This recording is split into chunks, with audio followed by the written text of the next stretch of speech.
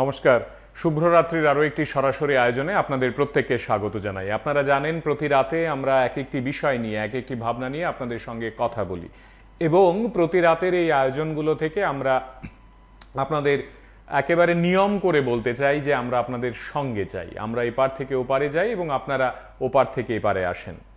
আজ কবিতা এবং কথায় আমরা আড্ডা মারব এবং আপনারা জেনে খুশি হবেন আমাদের রাজ্যের অত্যন্ত প্রিয় এবং আপনাদের সকলের পরিচিত বাচিক শিল্পী পিনাকপাণি দেব আজকের এই স্টুডিওতে আমাদের অতিথি হয়ে এসেছেন। কিন্তু কাকতালীয়ভাবে আজ তার জন্মদিনও বটে।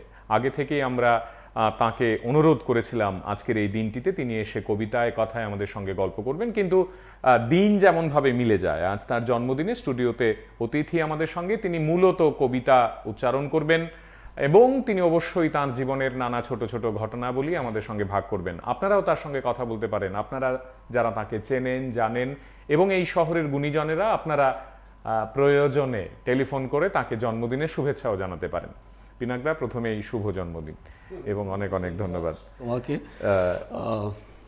তোমার এই শুভরাত্রির আয়োজন অনেকদিন ধরেই চলছিল, মাঝখানে বন্ধ ছিল বিভিন্ন কারণে, আবার তুমি শুরু করেছো। এটা তো সবার একটা কি বলবো জনপ্রিয় অনুষ্ঠান তোমার, এবং আমার সৌভাগ্য এই প্রথম আজকে তোমার সঙ্গে বসা এবং এমন একটা দিনে। ঠিক, একদম। পিনাকদা, প্রথমেই যেটা জানতে চাইবো, মানে এই বয়সে এসেও তো জন্মদিনের একটা মানে থাকে, প্রত্যেকের জীবনেই প্রতিটা জন্মদিনের মানে থাকে, কিন্তু আমাদের ছোটবেলার জন্মদিনগুলো একরকম হয়, কিন্তু এখন আমি তুমি করেই আজকে কথা বলি, তুমিও তুমি করে বলতে পারো।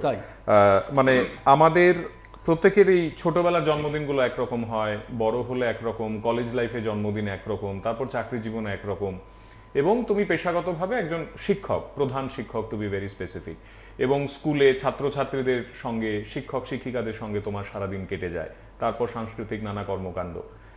এই বয়সে এসে বা জীবন বোধের এই জায়গাটাতে দাঁড়িয়ে জন্মদিন এলে কি মনে হয়? না দেখো, আমার বিষয়টা একটু অন্যরকম। একেবারে ছোটোবেলা থেকে যদি ধরি, যে আমি যেই পরিবারে বা যেভাবে আমরা বড় হয়েছি, আক্ষরিক অর্থে জন্মদিনের যে এখন যে ঘটা করে যে বিষয়গুলো হয়ে থাকে, আমার ছোটোবেলায় ছিল না। আমাদের পারিবারিক পরিমণ্ডলের মধ্যে এই জিনিসটা ছিল না। তো ওইভাবে জন্মদিন মানেই সবাইকে ডেকে এনে খাওয়ানো বা ওই কেক কাটা, কেক কাটার পর্যায়েই ছিল না। খুব বেশি করে কি হতো, সে একটা পায়েস হতো, যেটা নর্মালি প্রত্যেকের বাড়িতে আমাদের ছোটবেলাগুলো এইভাবেই কেটেছে। পরবর্তী ক্ষেত্রে কলেজ লাইফ বলো বা তারপরের বয়স বলো, সেগুলোতে এসো খুব একটা যে জন্মদিন নিয়ে আলাদা কিছু ভাবনা বা ভাবার বিষয় আমার মাথায় আসেনি।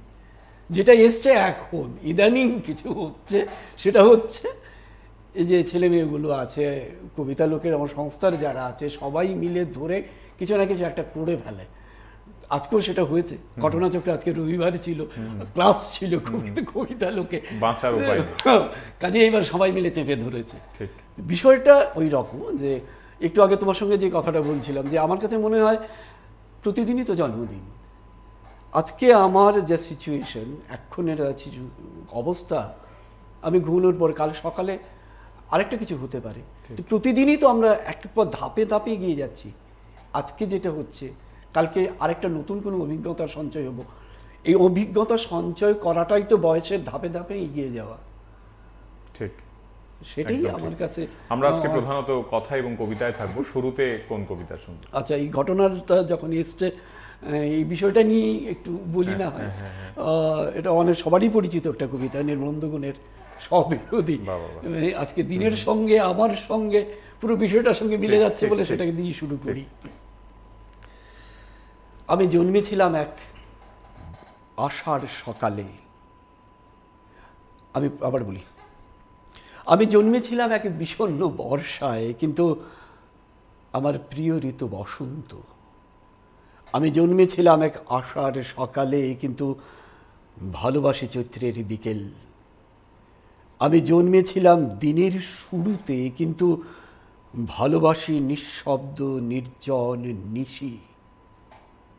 আমি জন্মেছিলাম ছায়া সুনিবিড় গ্রামে, ভালোবাসি বৃক্ষহীন রৌদ্র দগ্ধ ঢাকা। জন্মের সময় আমি খুব কেঁদেছিলাম, এখন আমার সব কিছুতেই হাসি পায়।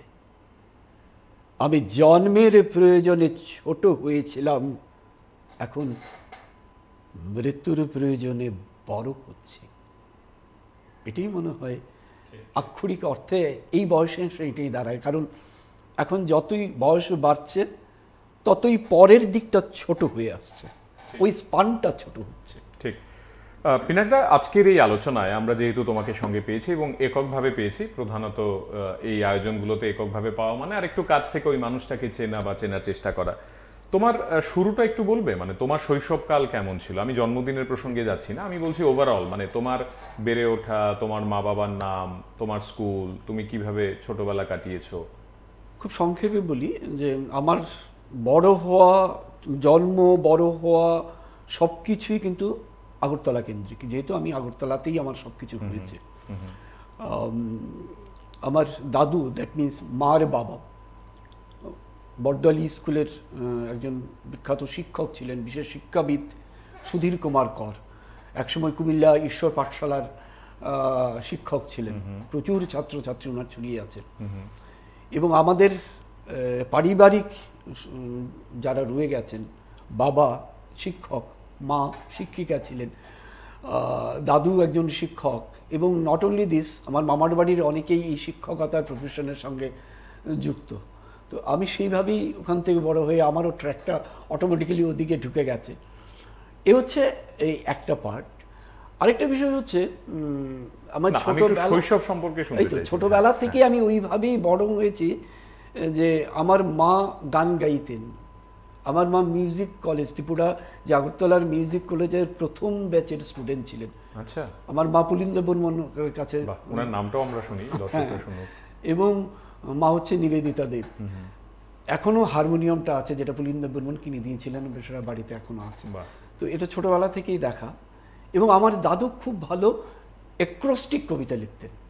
মানে এই জিনিসটা আমি ছোটবেলা থেকে দেখেছি। আমাদের এই জন্মদিনে আমারও এখনো কিছু আছে, পিনাক পানি দেব, এটা কখনো এটা মালার আকারে নামগুলো ফুটে উঠতো কবিতার আকারে, কখনো সোজা হয়ে এইগুলো আলাদা লাল কালি দিয়ে মার্ক করে দিতেন, এবং হাতে লেখা। এটাই ছিল আমাদের জন্মদিনের উপহার, শ্রেষ্ঠ উপহার। নট অনলি মি, আমাদের যারা ভাই বোনরা ছিলেন, মাস্তুতো গুরুতো যারা ছিলেন, এবং এই দাদুর এই জিনিসটা আমি ছোটবেলায় পেয়ে এসেছি। এবং আমাদের ওই দাদুর বাড়িতে ছোটবেলাতেই ওই একটা সাংস্কৃতিক পরিমণ্ডল ছিল। আমাদের পয়লা বৈশাখ এবং দুর্গাপুজোর পরে যে বিজয়া দশমী অনুষ্ঠানে দুপুরবেলা খাওয়া দাওয়ার পর একটা সাংস্কৃতিক আয়োজন হতো। সেখানে মূল ছিলেন আমার দাদু, ওনাকে সভাপতি করে একটা আসর বসতো, সমস্ত আত্মীয় স্বজনরা যেতাম, খাওয়া দাওয়ার পর সেখানে একটা সাংস্কৃতিক আয়োজন হতো, যে যা পারে সেটার একটা আয়োজন হতো। ওইভাবে ছোটবেলা থেকেই বড় হওয়া। পড়াশোনার কথা বললে এটাও একটু অন্যরকম বিষয়। আমার পড়াশোনা শুরু হয়েছিল সেন্ট্রাল স্কুলে, ক্লাস 5 অবধি ওখানে পড়ার পর শুরুটা সেন্ট্রাল স্কুল। আমি বাংলা পড়তে পারতাম না ক্লাস 5 অবধি, খুব মজার বিষয়। তখন প্রচণ্ড অসুস্থ হয়ে পড়ি, অসুস্থ মানে একেবারে সিভিয়ার। প্রায় 6 মাস আমি হসপিটালে ছিলাম, ডাক্তার বাড়ি করা, মানে জীবন সংশয়ের পর্যায়ে চলে এসেছিল। এবং তখন বলা হয়েছিল যে আমার লোডটা নাকি আমি নিতে পারছিলাম না, যে ডাক্তাররা দেখেছিলেন। সেখান থেকে শিফট হয়ে 1 বছর প্রায় আমার নষ্ট হয়। ওই বাকি 6 মাস হসপিটাল বাড়ি, আর বাকি 6 মাস আমি বাংলা শিখেছি। আবার সে ক্লাস 5-এ ভর্তি হওয়া, বজ্জং স্কুল 6, মানে পুরো জীবনের ট্র্যাকটাই পাল্টে গেল। সেখান থেকে পুরো ক্লাস স্কুল লাইফ বজ্জং, আমার সেই কলেজ, এমবিবি কলেজ, এরপরে যা হয় আর কি, এইভাবেই চলছে। আমরা এই আড্ডাগুলোতে আসবো, কিন্তু কবিতা পরপর দুটো কবিতা শুনি। কবিতা নিয়েই যখন হচ্ছে বিষয়টা, আল মাহমুদের একটা কবিতা শোনাই, যে কবিতাটা কিভাবে আমার সঙ্গে আছে, এই কবিতা দেখলে মনে অনেকটা বোঝা যায়। কবিতা তো কৈশোরের স্মৃতি, সে তো ভেসে ওঠা স্নান আমার মায়ের মুখ, নিম ডালে বসে থাকা হলুদ পাখিটি, পাতার আগুন ঘিরে রাত জাগা ছোট ভাই বোন, আব্বার ফিরে আসা, সাইকেলের ঘণ্টার ধ্বনি, রাবেয়া রাবেয়া, আমার মায়ের নামে খুলে যাওয়া দক্ষিণের ভেজানো কপাট। কবিতা তো ফিরে যাওয়া, পার হয়ে হাঁটু জল নদী, কুয়াশায় ঢাকা পথ, ভোরের আজান কিংবা নাড়ার দহন, পিঠার পেটের ভাগে ফুলে ওঠা তিলের সৌরভ, মাছের আঁশটে গন্ধ, উঠোনে ছড়ানো জাল আর বাঁশ ঝাড়ে ঘাসে ঢাকা দাদার কবর।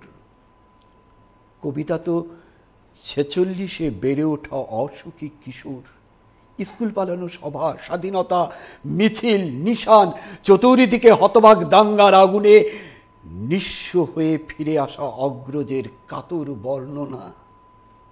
কবিতা চরের পাখি, পুরনো হাঁসের ডিম, গন্ধ ভরা ঘাস, ম্লান মুখ বউটির দড়ি ছেঁড়া হারানো বাছুর, গোপন চিঠির প্যাডে নীল খামে সাজানো অক্ষর। কবিতা তো মুক্তবইয়ের মেয়ে, চুল খোলা আয়েশা আক্তার। বন্ধু আছেন সঙ্গে, একটু কথা বলি। কে আছেন? নমস্কার।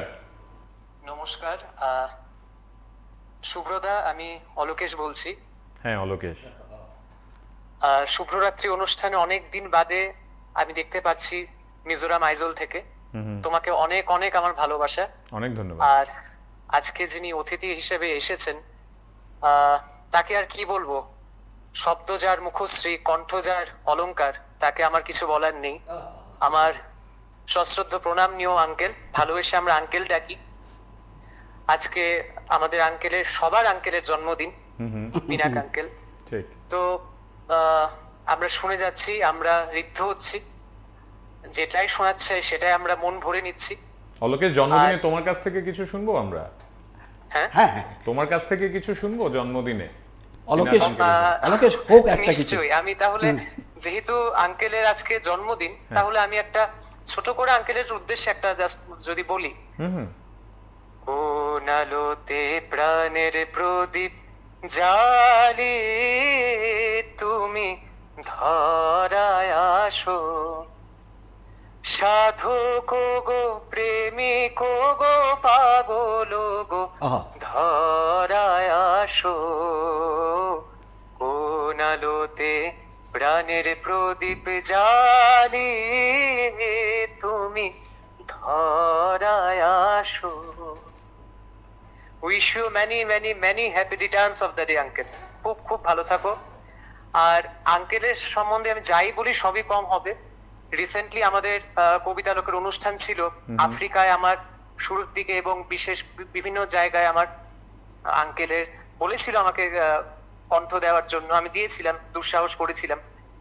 আঙ্কেল আমাদের কিভাবে গাইড করেছিল, কিভাবে পুরোটা অনুষ্ঠান তত্ত্বাবধানে রেখেছিল, এখন মনে হয়। তো মিস করলে সেই দিনগুলো মানে রিসেন্ট যদিও ঘটে যাওয়া, কিন্তু for me this are the life repository শুভ্রদা, যদি আমি বলি।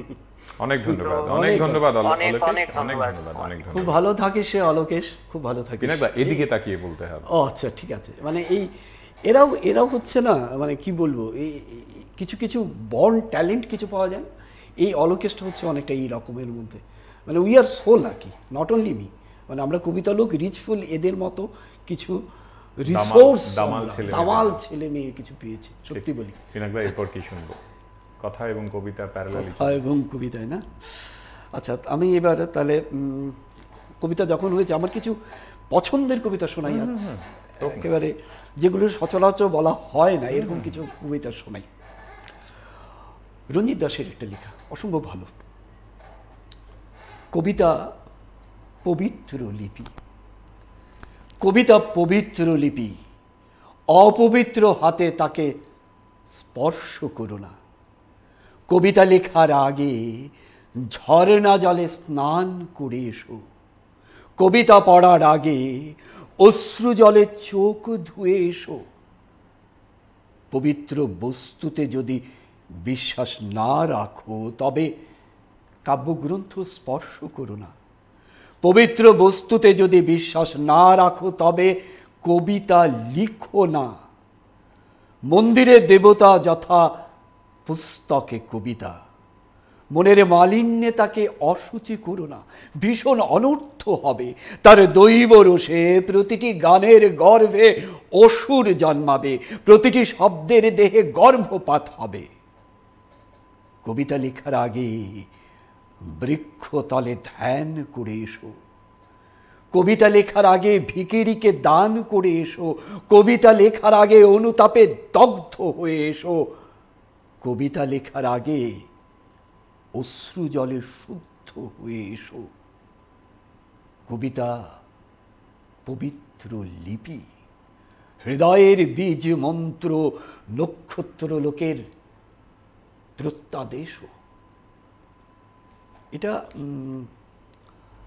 কবিতার, আমার কাছে মনে হয় এটি কবিতার সারমর্ম। তাই তো। আবার সঙ্গে সঙ্গে আরেকটা জায়গায় চলে যাই। হ্যাঁ, আরো এক বন্ধু আছেন সঙ্গে, একটু কথা বলে নিই। কে আছেন? নমস্কার। হ্যালো, হ্যাঁ নমস্কার সুব্রতা, আমি মানালি বলছি। হ্যাঁ মানালি। আজকের এই অনুষ্ঠান আয়োজনের জন্য TV24 এবং তোমাকে অনেক অনেক ধন্যবাদ। আমরা খুব সুন্দর উপভোগ করছি। আর পিনাক আঙ্কেলকে জন্মদিনের অনেক অনেক শুভেচ্ছা। আঙ্কেলের ব্যাপারে যদি বলতে হয়, সেই আমাদের তো কবিতা লোকে সেই ছোটবেলা থেকে আমি আঙ্কেলের কাছ থেকে কবিতা আবৃত্তি শিখছি।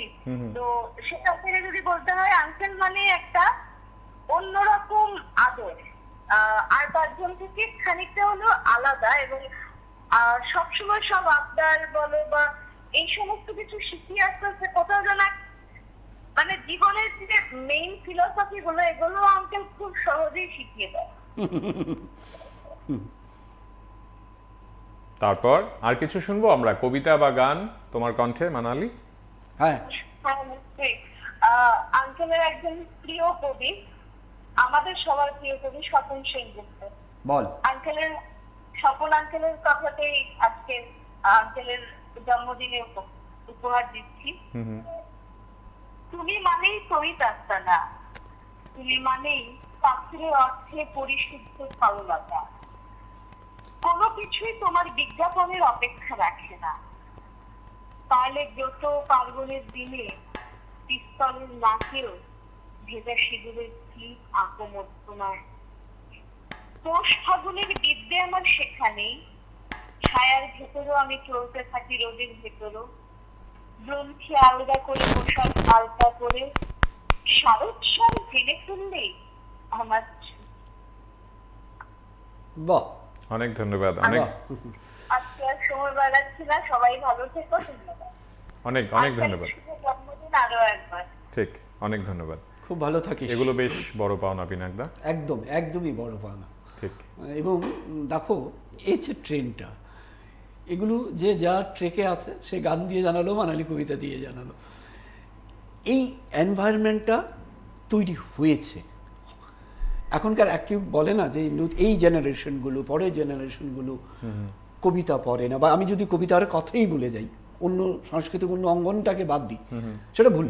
আমি মনে করি ভুল। অনেক ছেলে মেয়ে এগিয়ে আসছে, এদের মতো ছেলে মেয়ে এগিয়ে আসছে। শুধু এগিয়ে আসছে বললে ভুল, রীতিমতো এরা চর্চা করে, পড়াশোনা করে। এটা বড় বড় পাওনা। এটা আমাদের। কি শুনবো আমরা এরপর? পরিমল চক্রবর্তী, কলকাতার একজন বরিষ্ঠ আবৃত্তি শিল্পী, ক্লাসিক শিল্পী। পরিমল দা কিছু কিছু লেখা লেখেন একেবারে সহজ ভাষায়, কিন্তু তার ব্যাপ্তিটা অনেক বড়। মানে কবিতার তো এই জিনিসটাই মূল, যে ছোট কথায় তার ব্যাপ্তিটা অনেক বড়, তার একটা অন্যরকম ব্যঞ্জনা থাকে, সেটাই কবিতার মাধুর্য। পরিমল দার একটা লেখা শোনাই, একটা মানুষ হবার গল্প। একটা মানুষ হঠাৎই মানুষের মতো হয়ে গেল, লজ্জা পেতে শুরু করলো, মায়া বাড়তে লাগলো, হিংসে ভুলে গেল, কেমন যেন মুখোশহীন হলো। বেশ কিছু রাংতার মুকুট পরা মানুষ জানতে পেরে রে রে শব্দে এগিয়ে এলো আর চেঁচিয়ে বলল, এত বড় সাহস, ও মানুষ হতে চায়। আমরা ওকে খাওয়ালাম, পড়ালাম, মুকুট দিলাম, শালা বেইমানি আমাদের সঙ্গে। তারপর আরেক দল, হাতে লাঠি, ছোড়া বন্দুক, চোখে যেন আগুন ঝরছে। মানুষের মতো মানুষটা বেরিয়ে এলো রাস্তায়। গায়ে তার উড়ে এসে বসল রঙিন প্রজাপতির দল। সূর্যের তেজ কমে নিমেষেই নরম লাজুক হয়ে গেল। যারা এসেছিল অস্ত্র সাজে তারা বলল, শালা এ আর মানুষ নেই রে, একে মেরে কি হবে। এমন সময় হঠাৎই শুরু হলো মেঘ ভাঙা বৃষ্টি, ভাসিয়ে নিয়ে গেল তাদের। তারপর মানুষের মতো মানুষটি দেখলো মুখোশ আর অস্ত্র সব ছড়িয়ে আছে মাটিতে। রাংতার মুকুট পরা বাকি মানুষ গেল কেমন যেন হয়ে গেল। বলল, আমরাও তো ওর মতো মানুষ হব, মানুষের মতো মানুষ। কি অপূর্ব। পিনাকদা, এই যে কবিতার প্রতি আগ্রহ, মানে আমি যদি তোমার ব্যক্তিগত জীবনের মানে সেই সব দিনগুলোতে ফিরে যাই, হয় না যে ছোটবেলায় তুমি ক্রিকেটই খেলতে পারতে, বা তুমি গান গাইতে পারতে, বা তুমি অন্য কিছু করতে পারতে, বা এগুলোতে তোমার কোনো আগ্রহ নেই, এরকমটাও হতে পারতো। পড়াশোনা, কলেজ লাইফ, বিশ্ববিদ্যালয়, চাকরি ইত্যাদির মাঝখানে কবিতা কখন ধীরে ধীরে প্রবেশ? হ্যাঁ, এটা একটা ইন্টারেস্টিং বিষয়। আসলে এই ট্র্যাকটার সঙ্গে একেবারে ছোটবেলা থেকেই যে আমি ধরে ধরে বড় হয়েছি তা নয়, কিন্তু যেহেতু আমাদের বাড়িতে একটা সাংস্কৃতিক পরিমণ্ডল ছিল, তখন মূলত আমাদের ছোটবেলাতে দুটো কম্পিটিশন, তোমারও মনে হতে পারে। এক ছিল রবীন্দ্র পরিষদের রবীন্দ্র জয়ন্তী উপলক্ষে কম্পিটিশন, আবৃত্তি কম্পিটিশনগুলো হতো। আরেকটা হতো ছন্দনীর। ঠিক, ছন্দনীর এই দুটোই মূলত ছিল। আমার বাবাও কিছু করতেন, আবৃত্তি করে যেতেন। মানে আবৃত্তি না বললে, এখনও সেটাকে আবৃত্তি আর বলি না, সেটা উচ্চারণ করার মতো বলি। যাই হোক, সেটা করতেন। সেইভাবে উনি শিখিয়েছিলেন ছোটবেলায়, একেবারে ছোটতে। ওই যখন আমি সেন্ট্রাল স্কুলে পড়তাম, যখন আমি বাংলা পড়তে পারতাম না, শুনে শুনে মুখস্থ করতাম, ওই পিরিয়ডটা। এরপর এর থেকে কিন্তু আমি মানে সত্যি বলে সরে এসেছি। অন্য কিছু হতো। স্কুল লাইফে টুকটাক কিছু হয়েছিল, খুব একটা কিছু নয়। কলেজ লাইফে একেবারেই এই সময় ট্র্যাকে ছিলাম না। কলেজ লাইফের শেষের দিকে 90-এর দশকে একটা ঘটনা ঘটে। সেটা হচ্ছে সারা ত্রিপুরাব্যাপী একটা জাঠা হয়েছিল, বিজ্ঞান কলা জাঠা নামে একটা জাঠা হয়েছিল সরকারি উদ্যোগে। তখন বলতে এখনও আছি, সেটার সঙ্গে ত্রিপুরা বিজ্ঞান সভার সঙ্গে আমি চুটিয়ে কাজ করছি। তখন আমরা এক্সপেরিমেন্ট মেরাকেলে নিয়ে বিভিন্ন জায়গায় যাচ্ছি। আমার স্যার গুরু যাই বলি না কেন, জেপি রায়চৌধুরী, তো জেপিআরসি স্যারের সাথে আমরা বেরিয়ে যেতাম। ওই কি বলে, ওই সময়টাতে ওই যে জাঁঠাটা চলছিল, সেখানে একটি সাংস্কৃতিক দল এবং একটি বিজ্ঞান সংস্থাকে টাই আপ করে মুভমেন্ট করা হয়েছিল। ঘটনাচক্রে সেখানে কবিতা লোক এবং ত্রিপুরা বিজ্ঞান সভার সাথে একসঙ্গে আমরা মার্চ করি, আমরা বিভিন্ন জায়গায় অনুষ্ঠান করি। সেই অনুষ্ঠানগুলোতে আমাদের যে প্রেজেন্টেশনটা ছিল অনেকটা ড্রামাটিক প্রেজেন্টেশন। এটা মোটামুটি কোন সালের ঘটনা এগুলো? এটা 90-এর ঘটনা বলছি, 90-এর শেষের দিকের ঘটনা। এই ড্রামাটিক প্রেজেন্টেশনটা হতো, মানে জেপিআরসি একেবারে সো কল সাধু বাবাদের পোশাক পরে যেতেন। আমরাও অনেকটা গেরুয়ার চাদর মুলে আমরা এটা চেলা চামুন্ডা হয়ে ঘুরে বেড়াতাম। প্রথম ওইগুলোটা একটা এক্সপেরিমেন্ট করা হতো ওদের মতো করে, যেভাবে করা হয়। সো কল্ড আমাদের এখানে ডিম পরা, থাল পরা, হোয়াট এভার মেবি যেগুলো ছিল, সেগুলোকে নিয়ে এক্সপ্লেন করা হতো, মানে দেখানো হতো। আমরা ওই সাধু সেজে মানে চেলা হিসেবে গিয়ে ওর কাছ থেকে নিতাম, এবং তারপর এটা এক্সপ্লেন করা হতো আসলে বিষয়টা কি। মানে এই ধরনের ড্রামাটিক প্রেজেন্টেশন ছিল। এবং আজকে এর কথা খুব মনে পড়ছে, যেহেতু বিষয়টা নিয়ে এসছে, সেটা হচ্ছে বিশুদা ওই টিমের সঙ্গে ছিলেন। বিশুদা, সুমনদা তারা, এবং আমাদের সবাই তখন একসাথেই ছিল। উত্তম দা তারা, আমরা একসঙ্গেই মার্চ করেছিল। প্রণবদা ছিলেন, মানে সবাই একসাথে ছিল। তারা তখন ওই থিয়েটারটা করতো। মানে এইভাবে আমরা 3 দিন একসাথে কাটিয়েছি। বিশুদা আমায় জানায় বলতে আমাকে বলে, ওই তুই চলে আয় আমাদের কবিতা লোকে। বিশুদা হাতে ধরে আমাকে, বিশ্বজিৎ দাস, বিশ্বজিৎ হাতে ধরে আমাকে কবিতা লোকে নিয়ে আসে। ওই থেকে শুরু। কবিতা লোকে আসার পরে যেদিন প্রথম রবিবার, অ্যাজ ইউজুয়াল এখনও সেটা চলছে, রবিবারে আসার পরেই দেখলাম এখানে অলরেডি ক্লাস চলছে, কবিতার ক্লাস এইভাবে চলছে। এই যে ঢোকা, এবং থাকতে থাকতে থাকতে থাকতে মূলত নাটকের জন্য ঢোকা, কিন্তু মানে বিশুদা নিয়ে এসেছিল মূলত, এই চল তো এত ভালো তুই এক্সপ্রেশন দিস, তুই নাটক করবি। এবং অনেক দিন ধরে ছিলাম, মানে নাটকের সাথেই ছিলাম। আস্তে আস্তে আস্তে আস্তে কবিতার প্রতি ঝোঁকটা বেড়ে গেল, পড়তে শুরু করলাম। এই পড়ার নেশাটা সত্যি বলি কবিতা লোকের তখন যদি তুমি কোন না ক্লাস? মানে তখন আমার কলেজ শেষ, কলেজ কলেজ শেষ। থেকে বেরিয়ে এসেছি 90 সাল। আসবো এই 92 পর। প্রসঙ্গে আবার কবিতা শুনে। আচ্ছা, এই প্রসঙ্গটা যখন এসছে, সায়েন্স ফোরাম এসছে, হাতের সামনেই আছে এটা, সুনীল গাঙ্গুলির লেখা একটা শোনাই, সর্বহারা অবিশ্বাসী। আমার ঘনিষ্ঠ বন্ধুর স্ত্রী বেশ সেজেগুজে এসেছে, কিন্তু আমাদের সঙ্গে খেতে বসবে না। আজ তার নীল ষষ্ঠী। যৌবন বয়সে এই নিয়ে কত না রঙ্গ করতাম, এখন শুধু একটা পাতলা হাসি। অন্যের বিশ্বাসে নাকি আঘাত দিতে নেই। আরেক বন্ধু যে প্রথম আমায় ছাত্র রাজনীতিতে টেনেছিল, তার আঙুলে দেখি একটা নতুন পাথর বসানো আংটি। আমার কুঞ্চিত ভুরু দেখে সে দুর্বল গলায় বলল, শরীরটা ভালো যাচ্ছে না, তাই শাশুড়ি এটা পড়তে বললেন। মুনস্টোন না বলা যায় না। আমার মনে হলো এ যেন আমারই নিজস্ব পরাজয়। শ্রদ্ধেয় অধ্যাপকের বাড়ি, মাঝে মাঝে তাঁর আলাপচারিতা শুনতে যেতাম। এখনো কত কিছু শেখার আছে। আজই দেখলাম তার দরজার পেছনের দিকে গণেশের মূর্তি আটকানো। প্রশ্ন করিনি, তিনি নিজেই জানালেন দক্ষিণ ভারত থেকে ছেলে এনেছে। কি দারুণ কাজ না? সুন্দর মূর্তির স্থান শোকেসের বদলে দরজার উপরে কেন? বলিনি সে কথা। সেই ফুক্কুরির বয়স আর নেই। বয়স হয়েছে তাই হেরে যাচ্ছি, অনবরত হেরে যাচ্ছি। অন্যের বিশ্বাসে আঘাত দিতে নেই, অন্যের বিশ্বাসে আঘাত দিতে নেই। চতুর্দিকে এত বিশ্বাস, দিন দিন বেড়ে যাচ্ছে কত রকম বিশ্বাস। যে গেরুয়াবাদী ঠিক করেছে পরধর্মের শিশুর রক্ত গড়াবে মাটিতে, চাটবে কুকুর, সেটাও তার দৃঢ় বিশ্বাস। ধর্মের যে ধ্বজাধারী মনে করে মেয়েরা গান গাইলে গলার নালি কেটে নেওয়া হবে, টেনিস খেলতে চাইলে পড়তে হবে বোরখা, সেটাও তার দৃঢ় বিশ্বাস। যে পেটে বোমা বেঁধে যাচ্ছে ধ্বংসের দিকে, যে পেশি ফুলিয়ে দেত হাসি হেসে পদানত করতে চাইছে গোটা বিশ্বকে, এরা সবাই তো বিশ্বাসীর দল। সবাই বিশ্বাসী, বিশ্বাসী, বিশ্বাসী। এক একবার ভাঙা গলায় বলতে ইচ্ছে করে, অবিশ্বাসীর দল জাগো, দুনিয়ার সর্বহারা অবিশ্বাসীরা এক হও, এক হও। অপূর্ব, অপূর্ব।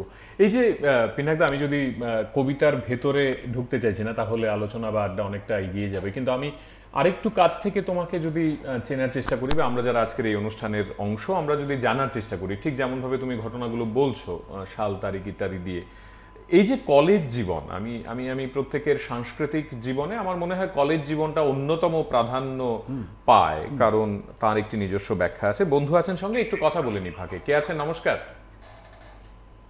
সুব্রতা, আমি প্রতিভাস। হ্যাঁ, আরে বাহ,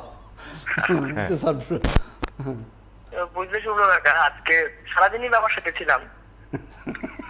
একদম মানে কালকে রাত্রে 12টার থেকেই বাবার সাথে ছিলাম।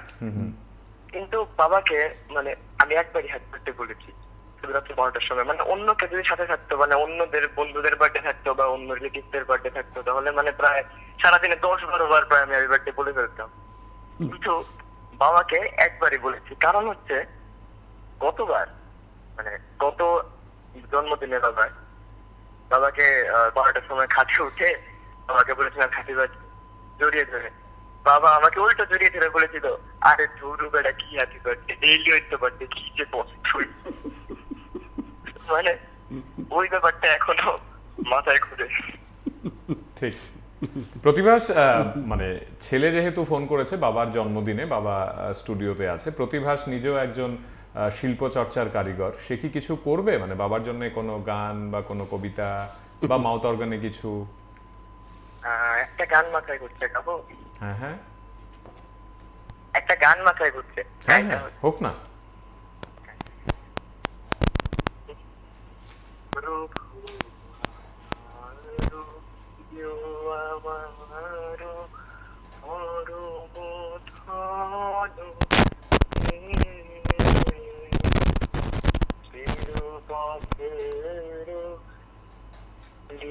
আমার চিরজীবন হে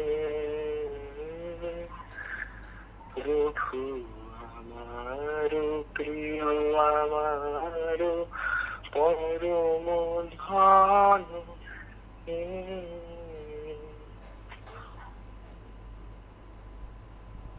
অনেক ধন্যবাদ, অনেক ধন্যবাদ। আমাদের আজকের এই আলোচনায় আপনারা যারা সঙ্গী হয়েছেন, আপনারা যারা দূর থেকে এই আয়োজন দেখছেন, আপনারা অনুভব করছেন নিশ্চয়ই যে পিনাকদা যেহেতু এই শহরের একটি অন্যতম জনপ্রিয় বাচিক শিল্প সংস্থার সঙ্গে জড়িয়ে দীর্ঘ বহু বছর ধরে, সেই প্রতিষ্ঠানের ছেলেমেয়েরা প্রধানত তারা টেলিফোন করছে, শুভেচ্ছা জানাচ্ছে তাদের গুরুকে, কিন্তু একই সঙ্গে আমরাও জানার চেষ্টা করছি পিনাক পানি দেব তাঁর জীবনের নানা ছোট ছোট অভিজ্ঞতা এবং ঘটনাবলীর কথাও। পিনাকদা, এই যে আমি বলছিলাম কলেজ জীবনের কথা, মানে স্কুল জীবনে তো সবাই মোটামুটি গান নাচ দলগতভাবে বিভিন্ন কিছু করা এগুলো হয়েই থাকে, কিন্তু তারপরে আস্তে আস্তে আমি বেছে নেব আমি কি করতে চাই, আমি খেলা করব না আমি কবিতা করব না আমি গান করব, বা এটাকেই ক্যারিয়ার করব না এটাকেই আমি প্যাশন সেই পর্যায়ে নিয়ে যাব। তোমাকে এটা কন্টিনিউ করার রসদ কিভাবে মানে তুমি পেলে, বা এটাকে নিয়েই তুমি থাকবে এটা কখন ঠিক হলো? এটা কি একটা প্রক্রিয়ার মধ্যে ছিল নাকি তুমি নিজে নিজে আস্তে আস্তে নিজেকে তৈরি করেছো? হ্যাঁ, পরেরটাই ঠিক, এটা কোনো প্রক্রিয়ার মধ্যে ছিল না। এবং সত্যি বলি এই যে এই ট্রেকে যে ঢুকে যাব সেটাও ছিল না। ওই ঘটনাটা আমার মোড়টা এসছে, ওই যে এই টার্ন আউটটা যদি বলি, সেই টার্ন আউটটা এসছে ওই কবিতালোকে জয়েন করার পর থেকেই।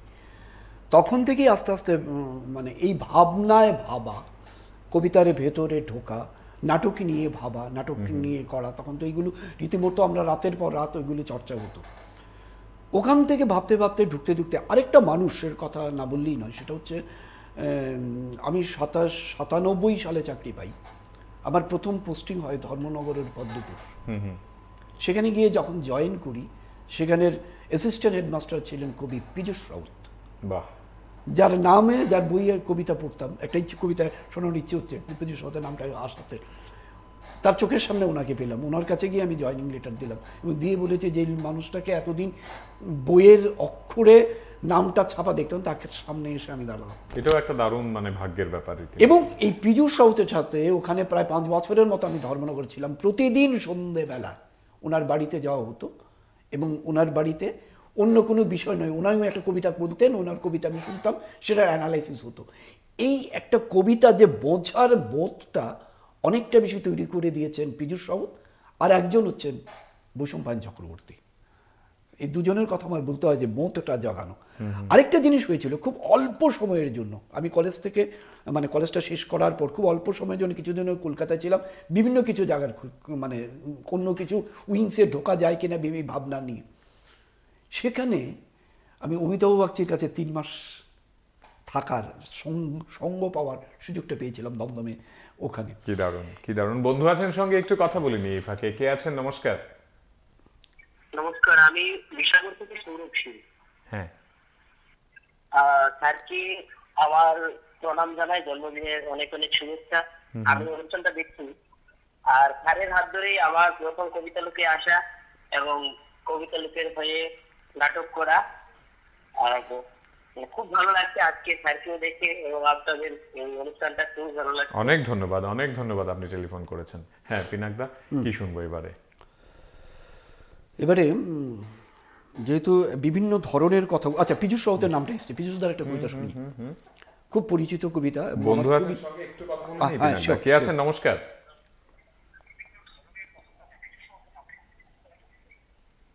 নমস্কার, কে বলছেন? হ্যাঁ, আমি পাপিয়া বলছিলাম, পাপিয়া দেবী। হ্যাঁ, টিভি থেকে একটু দূরে সরে যান, টিভির আওয়াজ বেড়ে আছে আপনার ঘরে। আপনি দূরে চলে যান অথবা টিভিটাকে মিউট করে দিন, তাহলে কথা বলতে সুবিধা হবে। হ্যাঁ বলুন। হ্যালো পিনাকদা। হ্যাঁ, শুভ জন্মদিন। অনেক অনেক ধন্যবাদ। আমি প্রোগ্রামটা দেখছি, খুবই ভালো লাগছে, কিন্তু মানে জন্মদিনের শুভেচ্ছা জানানোর জন্যই আমার ফোন করা। পিনাকদা এদিকে না তাকালে ওনারা বুঝতে পারবে আসলে বিষয়টা কিন্তু জন্মদিন নিয়ে বসার জন্য বসা নয়, শুভ্র এটা বলে দিয়েছে, এটা কিন্তু মূলত জন্মদিন কাকতালীয়ভাবে ঘটনাটাই মিলে গেছে। তোমাকে অসংখ্য ধন্যবাদ, খুব ভালো লাগছে। বলছি দেখতে থাকো। অনেক ধন্যবাদ টেলিফোন করার জন্য। পিনাকদা কবিতা শুনতে থাকি। আচ্ছা, অনিন্দ আমার বন্ধু, ওপাট বাংলার অনিন্দ আমর, ওর একটা অন্যরকম লেখা, এটা লাস্ট মোচরটা একেবারে টোটালি অন্যরকম, সেটা শোনাই। কবিতাটার নাম হচ্ছে নেশা। আপনার কি কোনো নেশা আছে? আছে তো। কি আছে? কিসের নেশা? ও আপনি বুঝবেন না, বেসরকারি নেশা। আজব, নেশার আবার সরকারি বেসরকারি আছে নাকি? আছে তো। তাই তো দু একটা সরকারি নেশার নাম বলুন তো। জুয়া, মদ, পরস্ত্রীর প্রতি আসক্তি ইত্যাদি। এইসব সরকারি নেশা। আর বেসরকারি নেশা টিভি দেখা, গান শোনা, বই পড়া, এসব আর কি। আচ্ছা, তাহলে এগুলোর মধ্যে আপনার নেশা কোনটি?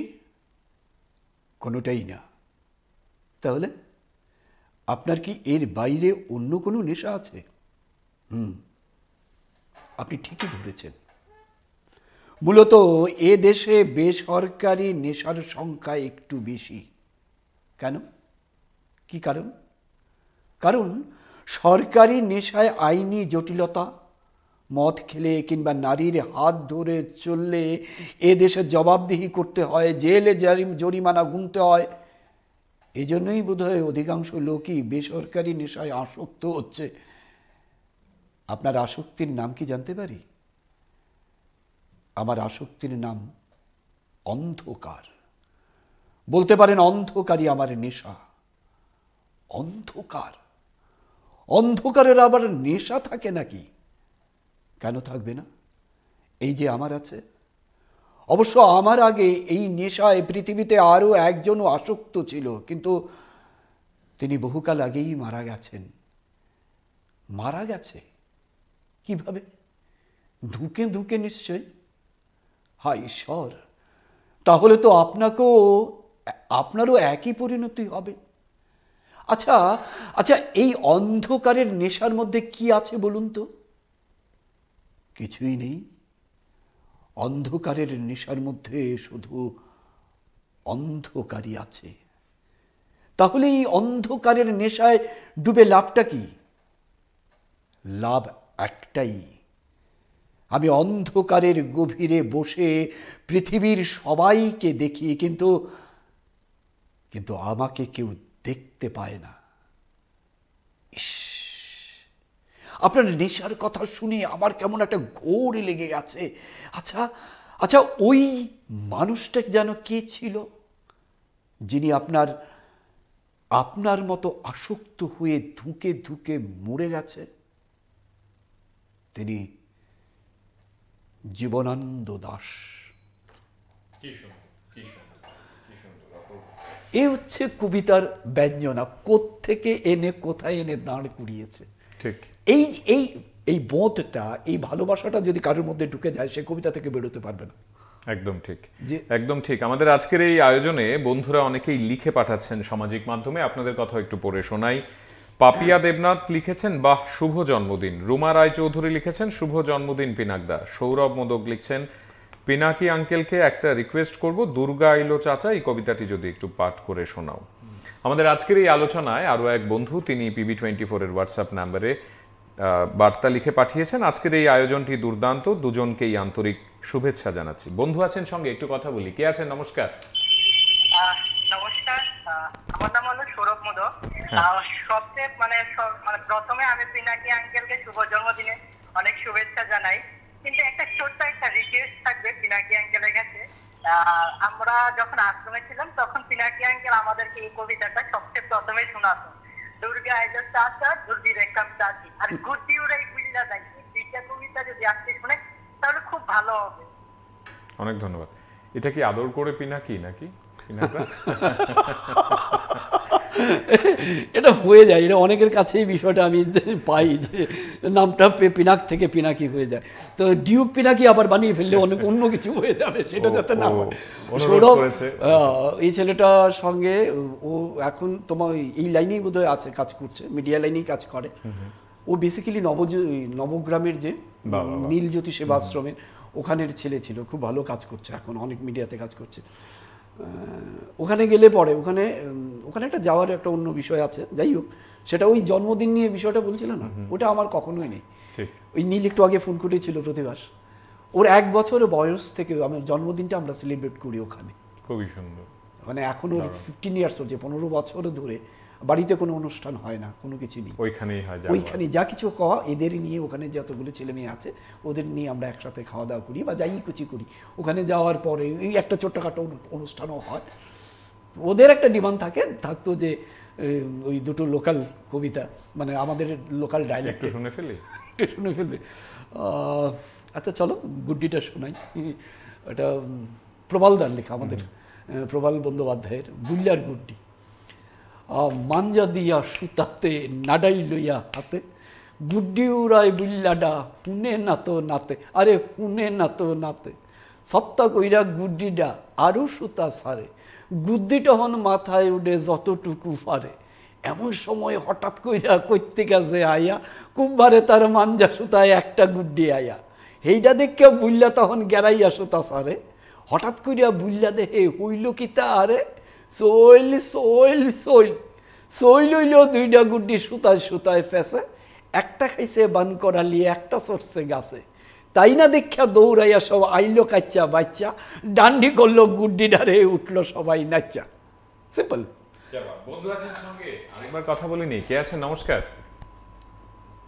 নমস্কার সুরজিৎ দা, আমি অমর গুজরাট বলছি ব্যাঙ্গালোর থেকে। হ্যাঁ হ্যাঁ।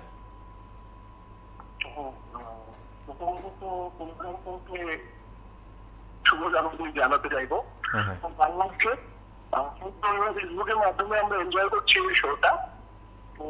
পিনাক আঙ্কেলের একটা ছোট কোশ্চেন ছিল, আমরা সবাই যারা পিনাক আঙ্কেলকে ফলো করি, আমরা একটু শক্তি চক্র বুঝতে পারি শোনা গেল না। হ্যাঁ, মন্তব্য করেন। তো শক্তি চট্টোপাধ্যায়কে নিয়ে যদি 2-3টে মন্তব্য, কেন ওনার জিনিসটা আপনাকে ইনফ্লুয়েন্স করে যদি একটু জানতে পারি। শক্তি চট্টোপাধ্যায় কেন পিনাকদাকে আকৃষ্ট করে, এটাই কি করে ইনফ্লুয়েন্স করছে? আচ্ছা আচ্ছা, শক্তি চট্টোপাধ্যায় কিভাবে পিনাক পানিদেবকে আকৃষ্ট করে বা আদৌ করে কিনা, এটা বোধহয় জানতে চাইছি। হ্যাঁ, শক্তি চট্টোপাধ্যায়ের আকৃষ্ট করা, শক্তি চট্টোপাধ্যায়ের বিষয়গুলো, শক্তি চট্টোপাধ্যায়ের কবিতাগুলো তুমি নিজেও জানো, দেখো খুব একটা বড় কবিতা নেই, কিন্তু সত্যি ছোট ছোট কবিতাগুলো লিখে গেছে, কিন্তু তার ডেপথ অনেক বেশি। মানুষ বড় কাঁদছে, তুমি মানুষ হয়ে পাশে দাঁড়াও, কি জানি ভুলে গেলাম যাই তো পুরো লাইনটা। এই যে ছোট ছোট লাইন, ছোট্ট কিন্তু 4-5 লাইনের কবিতাটা, কিন্তু তার ব্যক্তি অনেক বেশি।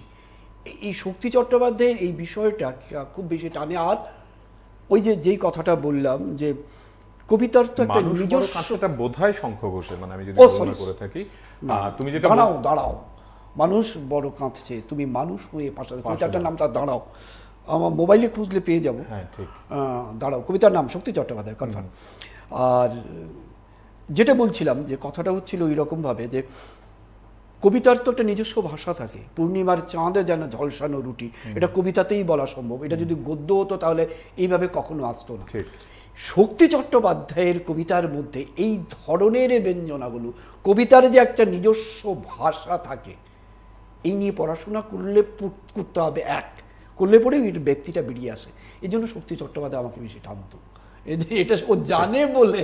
কি শুনবো পিনাকদা, সময় খুব দ্রুত এগিয়ে যাচ্ছে, এবারে সত্যি সত্যি পরপর দুটো কবিতা, একটু বড় কবিতা শোনাই তাহলে। এটা নিয়ে একটু কাজ করছি, আমি একটা কাজ করব, সেটা একটু শোনাই, যেহেতু আজকে একেবারে ট্রেকের বাইরে গিয়ে বিভিন্ন কিছু বেরোচ্ছে। মধুবনী চট্টোপাধ্যায়, মধুবনী চট্টোপাধ্যায় প্রখ্যাত নৃত্যশিল্পী, ও খুব ভালো লেখে, ওর সঙ্গে আমার কথা হয়, ও মাঝে মধ্যেই আমাকে পাঠায়, ও আমার নিজস্ব সাইট মানে হোয়াটসঅ্যাপে বা মেসেঞ্জারে। ওর একটা লেখা শোনাই আজকে। বিভিন্ন ঘটনাগুলো ঘটে চলেছে তো আমাদের এই সময়টাতে, তার থেকে মনে হয় এই জিনিসগুলোই আমরা উচ্চারণ করি ওই ওই ভাবনাগুলোতে না গিয়ে। ঈশ্বর তোমাকে, একটা চিঠি লিখতে চাই ঈশ্বর, একটা চিঠি যেখানে তোমাকে আমি শুধু ঈশ্বর বলে সম্বোধন করব। তুমি আমার ভালোবাসার না শ্রদ্ধার, সম্ভ্রমের না ভয়ের, সে উল্লেখ থাকবে না সেখানে। আমার প্রেমিককে আমি দিস্তে দিস্তে চিঠি লিখতাম কৈশোর বেলায়। সে নদীর দুটো দূরত্বে থাকতো বলে সেই চিঠির গায়ে হয় আমার প্রিয় সুগন্ধি, অথবা কাগজের ভাজে আবির কিংবা ফুলের পাপড়ি, অথবা খসে পড়া শুকনো পাতা পাঠাতাম তাকে। যেই সে চিঠি খুলতো অমনি তার গায়ে কোলে সেগুলো ঝরে পড়ত। চন্দন কিংবা জুয়ের গন্ধ আলতো করে ছুঁয়ে এক মুহূর্তে সব দূরত্ব উধাও করে দিত আমাদের। চিঠির অক্ষরে কোনো প্রেমালাপ থাকতো না, থাকতো প্রতিদিনের ছোট ছোট অনুভূতিদের বেড়ে। তারা এখনো তার আর আমার মধ্যিখানে নিত্যদিনের সেতু বাঁধে। তোমাকে একটি চিঠি লিখতে চাই ঈশ্বর, শুধু ঈশ্বর সম্বোধনে। না না, জানতে চাইব না তুমি কেমন আছো। জানি তোমার চেয়ে অসহায় আর কেউ নেই। তোমার বিলাপ, তোমার ক্লান্তি, তোমার জড় তপ্ত কোপল বেয়ে নেমে আসা শীর্ণ জলের ধারা আমি জানি। আমি দেখেছি প্রাণবায়ুর জন্যে তোমায় ছটপট করতে। সবই তোমার, অথচ কিছুই তোমার নয়। এর চেয়ে অসহায় আর কি থাকতে পারে? আমি দেখেছি তোমায় মগ্ন শিশুটির জীর্ণ দেহে কোলে নিয়ে উদ্ভ্রান্ত দৃষ্টি মিললে মহাশূন্যে তাকিয়ে আছো। অমৃতের সন্তান, তার দুধ জোটে না। আমি দেখেছি তোমায় রাশি রাশি মৃতদেহের উপর উন্মাদের মতো বিলাপ করতে। মহামারীর ভয়াল গ্রাস থেকে সতেজ প্রাণ ছিনিয়ে নেওয়ার, ফিরিয়ে নেওয়ার লড়াই তোমার দেখেছি। হেরে গেছো হারার নিয়মে। শূন্য ঘরের শূন্য শয়নে গুমরে গুমরে তোমার কান্না শুনেছি। বিশাল বিশাল মন্দির প্রকোষ্ঠে তুমি কি কোনোদিন ছিলে ঈশ্বর? কালো পাথরের রত্নবেদিতে স্থবিরতার পরাকাষ্ঠা তো তুমি নও।